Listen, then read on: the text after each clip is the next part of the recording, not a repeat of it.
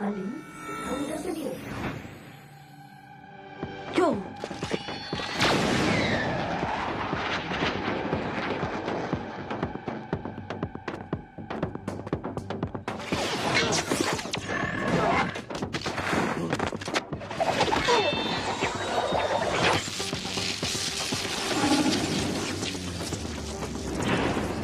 Satria, status. Tahap simulasi terkini berada hanya di sekitar 60%. Kita perlu melatih oleh banyak fungsi teras untuk meningkatkan peratus keseluruhan. Tahulah tu. Aku tanya status misi lah. Kau rasa dia boleh? Kena bolehkan. Ini je peluang yang kita ada. Dia dah sampai.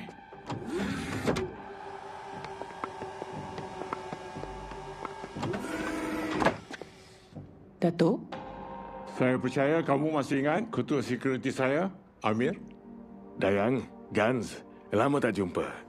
Rasanya sejak kita kerjasama dalam misi Batu Lesung. Tangan kamu macam mana?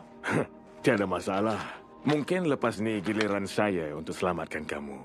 Dan ini Al, anak saudara saya. Dia adalah mata dan telinga saya bagi semua operasi di bandar ini. Saya dah membuat keputusan untuk melantik mereka sebagai ketua teras Neuro dan Inviso. oh, baguslah kalau macam tu. Harap kita akan boleh jaga Cyberraya dengan lebih baik.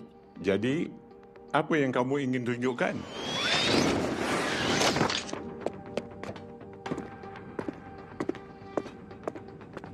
Alamak. Tak ada tempat nak sembunyi ni. Kita boleh tumpaskan mereka dari jauh-jauh. Okey. Huh?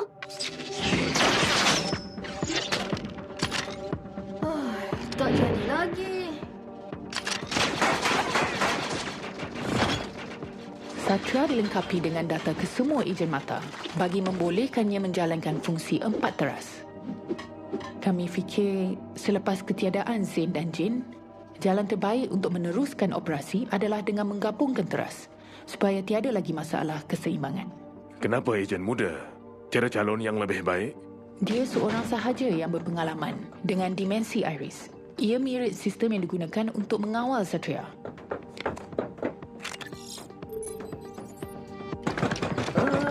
Satria? Jangan pisai basi.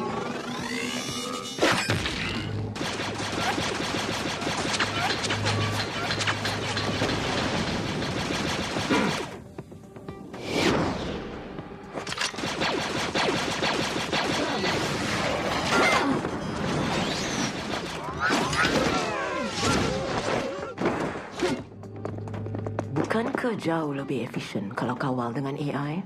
AI Satria memang ada untuk membantu. Cuma Ali yang akan laksanakan semua tindakan. AI tak akan boleh mengganti jiwa manusia untuk menilai keputusan yang rumit semasa misi.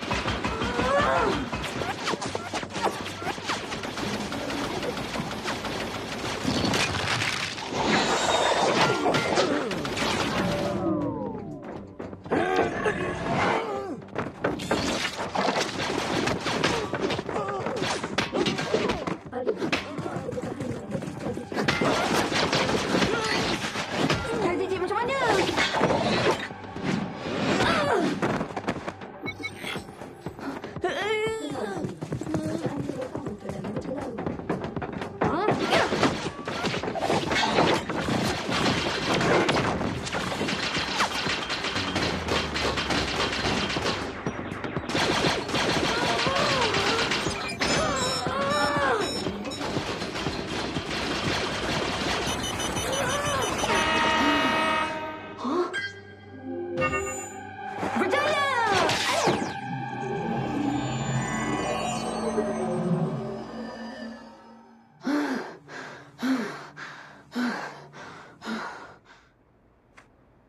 Dia masih perlu membiasakan diri. Tapi saya percaya projek Satria boleh memberikan nafas baru untuk mata.